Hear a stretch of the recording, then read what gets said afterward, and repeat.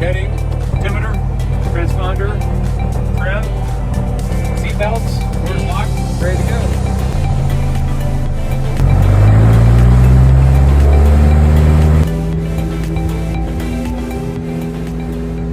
Well, we just flew from Winterset to here. This is Ames, Iowa, and I think it's about a 40-mile trip.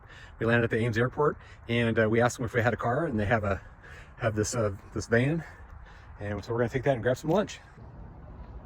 Gonna get a little barbecue. Well, it's back to the airport, and we're gonna take off and head home. Ready to go. All right.